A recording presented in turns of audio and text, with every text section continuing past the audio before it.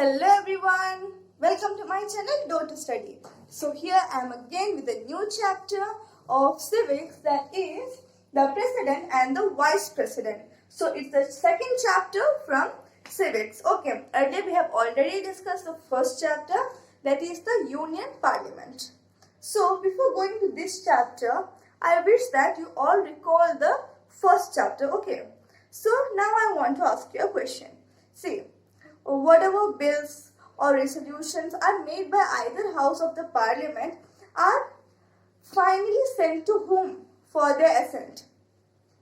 Yes, they are finally sent to the president for his assent, so that it can be declared that this bill or this resolution has came to effect.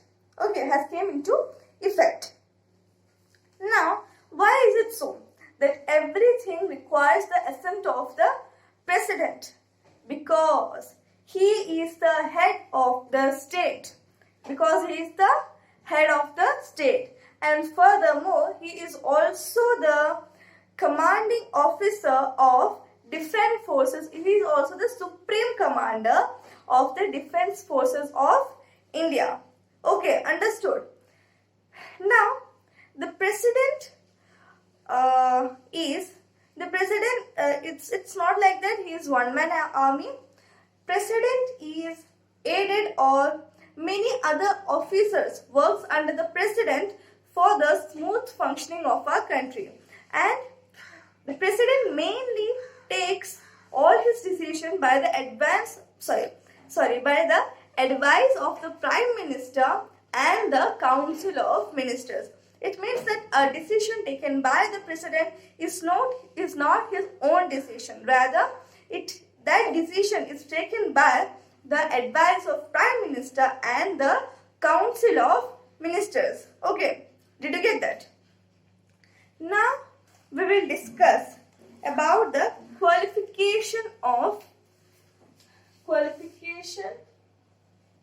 a president of India.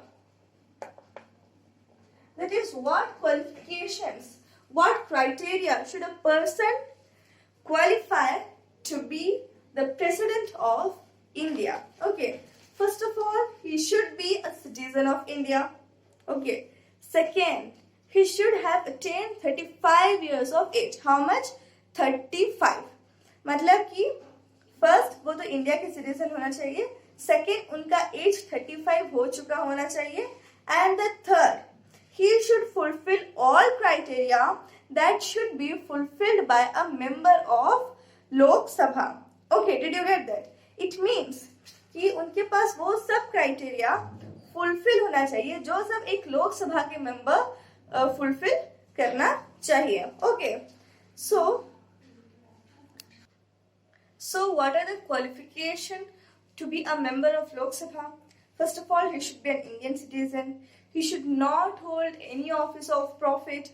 He should be of sound mind. He should not have any criminal record. And according to the criteria of Lok Sabha, even if you are 25 years of age, then the person is eligible to be a member of Lok Sabha. But it's not in the case of president. A person can stand for the post of president. A person is eligible to be a president if he has attained 35 years of age. Okay, so here you can see a difference. And furthermore, he should not hold any office of profit. See, this office of profit का मतलब क्या है? मतलब कि उनके पास कोई government job नहीं होना चाहिए, आइदर अंडर सेंट्रल गवर्नमेंट हो या फिर स्टेट गवर्नमेंट हो. मतलब कोई भी गवर्नमेंट जॉब, आइदर वो सेंट्रल गवर्नमेंट के अंडर में कोई जॉब हो या स्टेट गवर्नमेंट के अंडर में कोई जॉब हो, ऐसा कोई भी जॉब उनके पास नहीं होना चाहिए. Okay, so if they have, then they have to leave it, resign it, and then come to stand for this position. Okay, did you get that? So these are all the criteria, and yes, he should have his name in the electoral list of India. Understood? And furthermore, he should not be in debt. That is, the person should be financially stable. Okay, so these are the criteria for criteria to be a member of Lok Sabha, and these criteria are also applied for being a president. Okay, so these were the qualification. Now let's see what else. Now we will discuss about electoral college. Now first of all you have to know what is this electoral college, and after that we will go for the election of the president. Now why you have to know about the electoral college first? Because the president is elected by the members of the electoral college. Okay, so let's see who are the members of this electoral college. These members, see, you have to know that president is not elected directly by the people of India. Rather, he is elected indirectly by the people of India. Now you will ask, how is this possible? See, the members of Lok Sabha, Rajya Sabha and the members of the state legislative assemblies are directly elected by the people of India, isn't it? Every year we go and give votes, give our valuable votes, isn't it? Now with the help of these votes we are electing these persons, that is members of state legislative assemblies, members of Lok Sabha, members of Rajya Sabha. So this election is direct election. These members are directly elected by the citizens of India. But why I am saying that president is indirectly elected by the people of or citizens of India? Because now these elected members who form the Lok Sabha, Rajya Sabha and the state legislative assemblies, they give their votes and elect the president of India.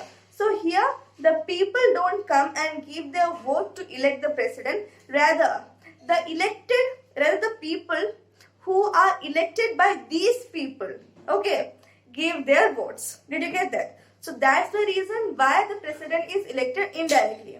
Now let's see what's the composition of electoral college. Actually, I have already explained the composition of electoral college. Now the persons who are involved in the electoral college are the members of Lok Sabha, the members of Rajya Sabha.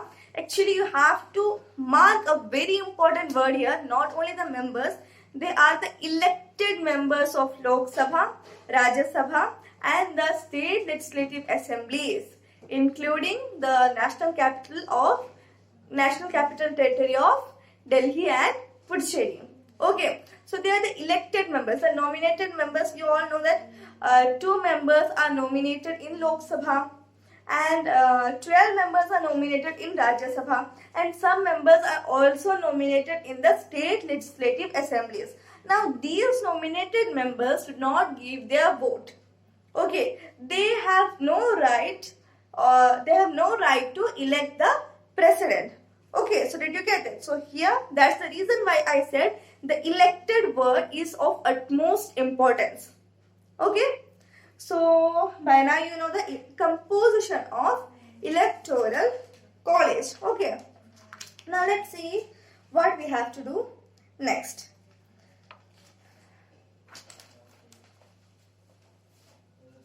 Okay, now here we have some words which you may find difficult to understand. What are these words? See, a president candidate will have to be proposed by 50 members of electoral college and seconded by another 50 members. That is 50 proposers and 50 seconders. Matlab ki, see, this president is made among the members who are elected by the people of India. They suggest the name for a presidential candidate. Now the candidate who is proposed should have the support of 50 proposers and 50 seconders. Now what is the meaning of 50 proposers? 50 proposers are those persons who officially take the name of one person to be the president of India. Now the seconders, these 50 seconders are those persons who give their support to these 50 proposers. Okay, मतलब कि 50 proposers है जो अपने opinion, जो अपना जो बोलेंगे कि जो ऑफिशियली बोलेंगे कि हम इस पर्सन को हमारे प्रेसिडेंशियल कैंडिडेट की तरह चूज कर रहे हैं. और जो 50 सेकेंडर्स है वो 50 सेकेंडर्स जो 50 प्रमोटर्स क्या बोलते हैं, जो 50 प्रपोजर्स है जो बोलते हैं कि हम ये पर्सन को चूज करेंगे, वो प्रपोजर्स को ये बाकी जो 50 पर्सन है, 50 सेकेंडर्स है, सपोर्ट करेंगे. Okay, understood? I hope that you all have understood it. So let's move forward. Earlier it was 10 proposers and 10 seconders, but now it's changed to 50 proposers and 50 seconders. Okay. Now, the election of president is held in accordance with the system of proportional representation by means of a single transferable vote, and the voting at such election is by secret ballot. That is in accordance with the system of proportional representation by a single transferable vote and by ballot system. Okay, अब ये single transferable vote का मतलब क्या है? सी, single transferable vote का मतलब है कि हम नॉर्मली जो जब citizens when we give our votes, then we have to just choose one name and just give our vote, isn't it? But for the election of president it's not so. Single transferable vote में क्या होता है कि जो भी candidates हैं वो लोग preference, that is they are elected preferentially. See, first of all जितने भी कैंडिडेट्स खड़े हैं उतना प्रेफरेंसेस होता है. सपोज अगर 10 कैंडिडेट्स प्रेसिडेंट के पोस्ट के लिए खड़े हैं, then there are 10 preferences, 1 to 10. Now if I am a member of this of the electoral college and there is a member B, okay, and I want to give I wish that B should be the president, so I'll give my preference to B as 1.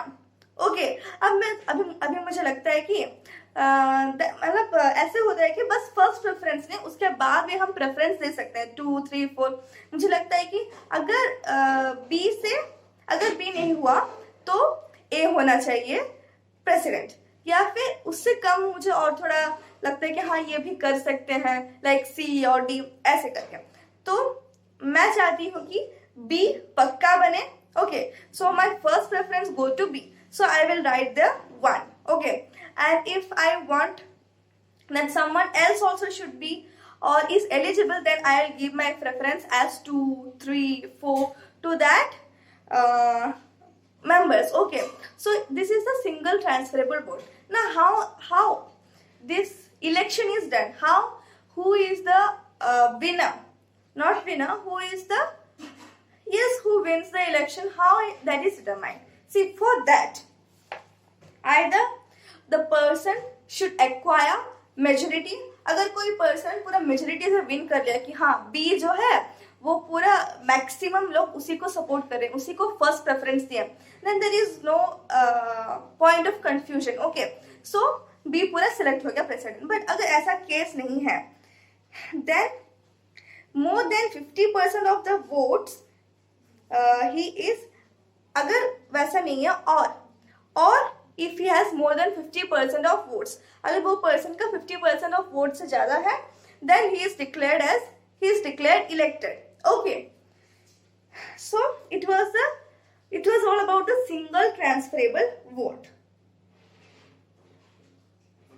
Now here the 29th Constitution Amendment Act in 1975 and the 44th Constitution Amendment Act in 1978 declared that if there is a dispute in the matter of election of the president, then that should be handled by the Supreme Court of India. मतलब कुछ confusion हो गया, कुछ झगड़ा dispute हो गया कि कौन होगा next president, उसके मामले में इलेक्शन में कुछ प्रॉब्लम हो गया, then all those cases will be referred to the Supreme Court और Supreme Court उसमें अपना valuable decision देंगे.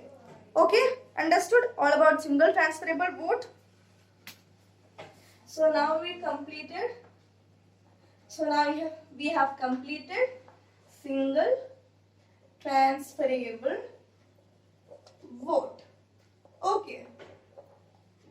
Now we will do reason for indirect election. मतलब कि अभी आप सोच रहे होंगे ऐसे घुमा फिरा के इलेक्शन क्यों कर रहे हैं, प्रेसिडेंट का ऐसे घुमा फिरा के इलेक्शन क्यों कर रहे हैं, जो नॉर्मल इलेक्शन होता है वैसे ही क्यों नहीं करते हैं.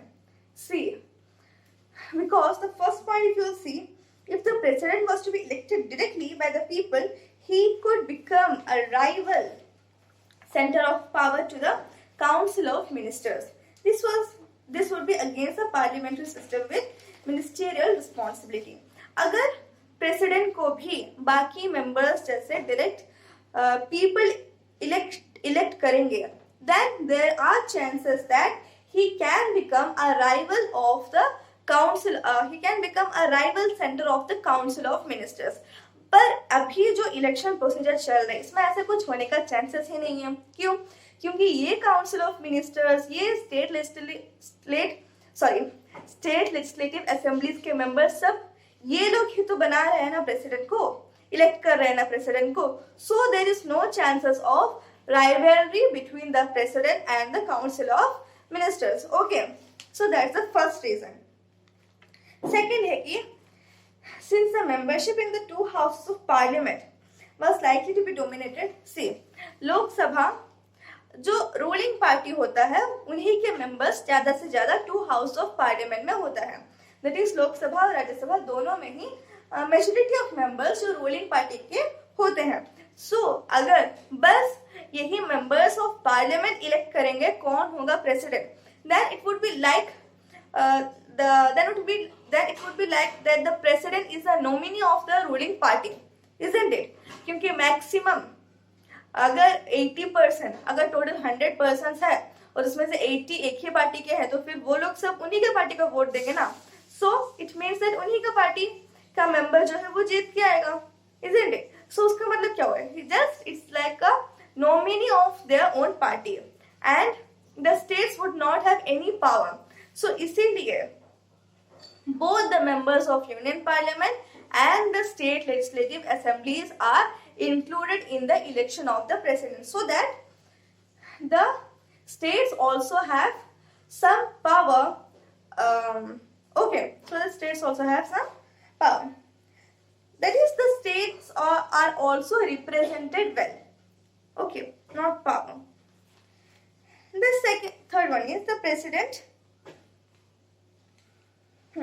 The president is elected by an electoral college, as we've already discussed, and the electoral college consists of the members of Rajya Sabha, Lok Sabha, and the members of state legislative assemblies of all the states, including the National Capital Territory of Delhi and Puducherry. Okay, so ऐसे electoral college को रख के president को elect करने का motive क्या है? सी, electoral college में हर एक स्टेट के मेंबर्स वोट कर रहे हैं. इसका मतलब है कि जो प्रेसिडेंट है he is elected by the मतलब जो पूरा स्टेट है, पूरा कंट्री है, उनके व्हाट यू कैन से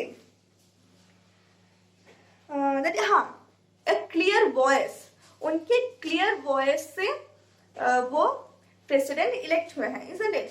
और it would be better explain that हर एक स्टेट को प्रेसिडेंट को इलेक्ट करने के लिए क्लियर वॉइस दिया गया है. मतलब हर एक स्टेट के पास पावर है कि वो अपने वोटिंग पावर्स को एक्सरसाइज कर सके और अपना जो राय है उसको अच्छे तरह से प्रेजेंट कर सके. ओके, उनके ओपिनियन के हिसाब से उनका जो ओपिनियन है वो लोग अच्छे से प्रेजेंट कर सके. ओपिनियन में कुछ बोलते तो है नहीं, but their vote says their opinion. Okay, understood? Now, the next is oath of office. That is, before entering to the president's office, the president takes an oath by an oath. Okay, कि मतलब आप सब TV में देखे होंगे कि movies में कोई भी मिनिस्टर्स अपने पोजीशन, अपने पोस्ट में एंट्री तो नहीं, अपने पोस्ट में अपना पोस्ट लेने से पहले एक ओथ लेते हैं, isn't it?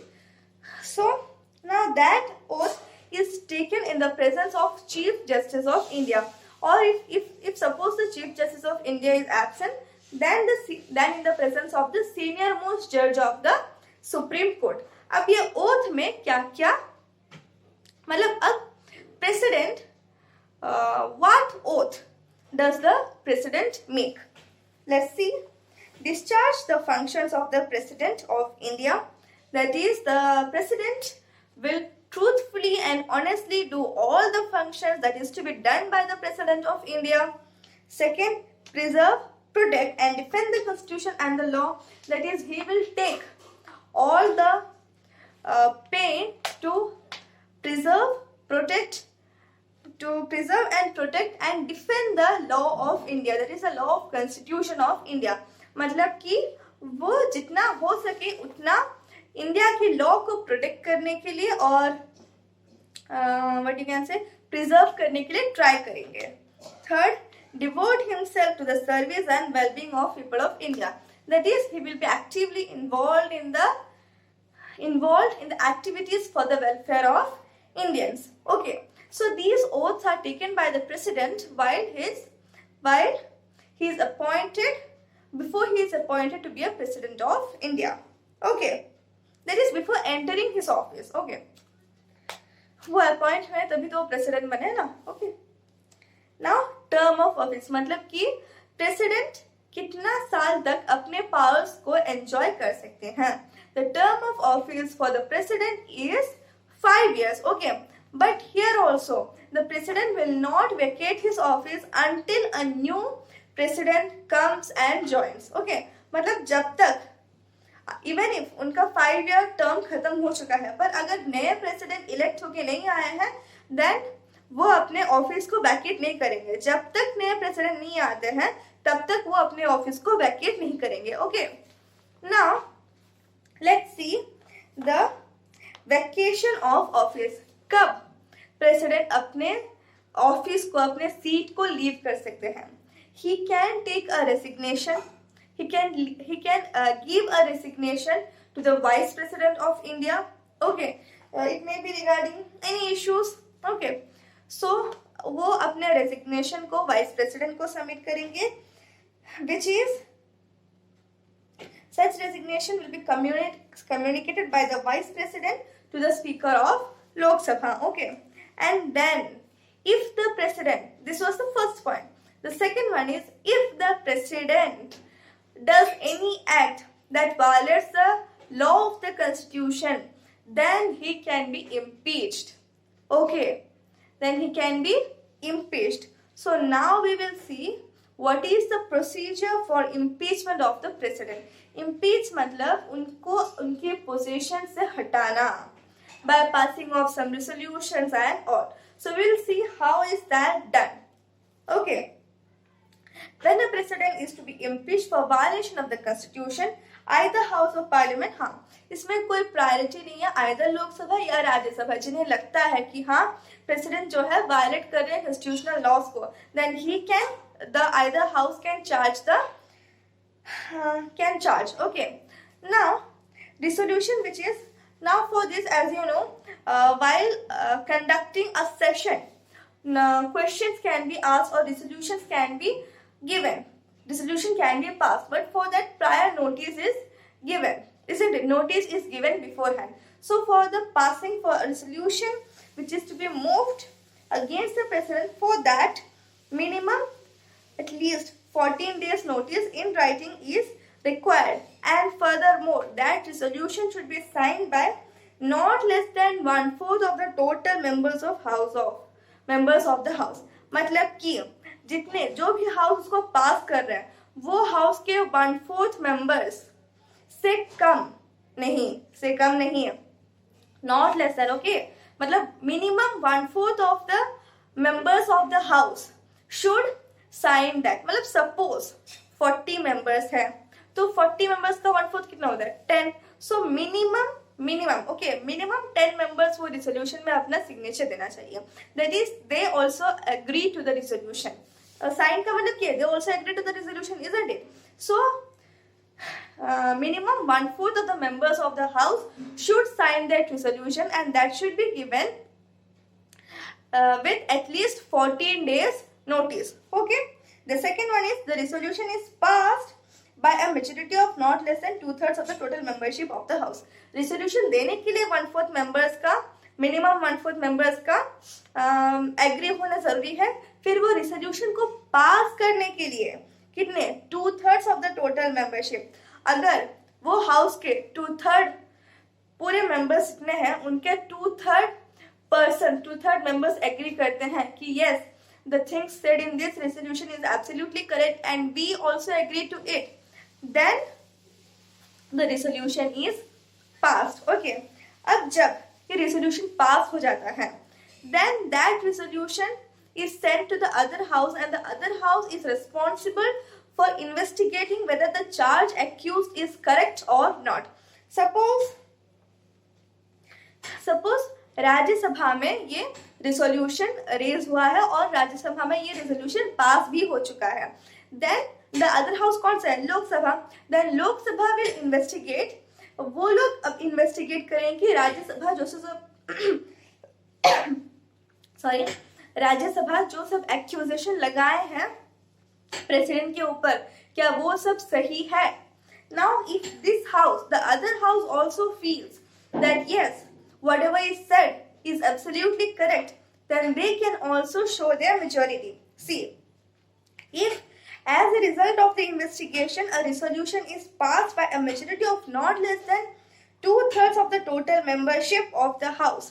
अगर जो दूसरे हाउस है उन्हें भी लगा, मतलब जो चार्ज को इन्वेस्टिगेट कर रहे थे, ओके, जो एक्यूजेशन को इन्वेस्टिगेट कर रहे थे, अब उन्हें भी लगा कि हाँ जो चार्ज दूसरे हाउस लगाए हैं वो एब्सोल्युटली करेक्ट है, और बस एक मेंबर को तो नहीं ना, total that is 2/3 of the total majority, वो हाउस में जितने मेंबर्स हैं उनके 2/3 मेंबर्स भी एग्री करते हैं, then the resolution is passed.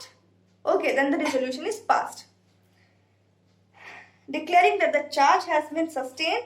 Such a resolution will have the effect of removing the president from his office. Okay, अब आपको मुझे लग रहा है थोड़ा कंफ्यूजन हो गया है, isn't it? इम्पीचमेंट का प्रोसीजर में. सो और एक बार मैं जल्दी से एक्सप्लेन कर ले रही हूँ.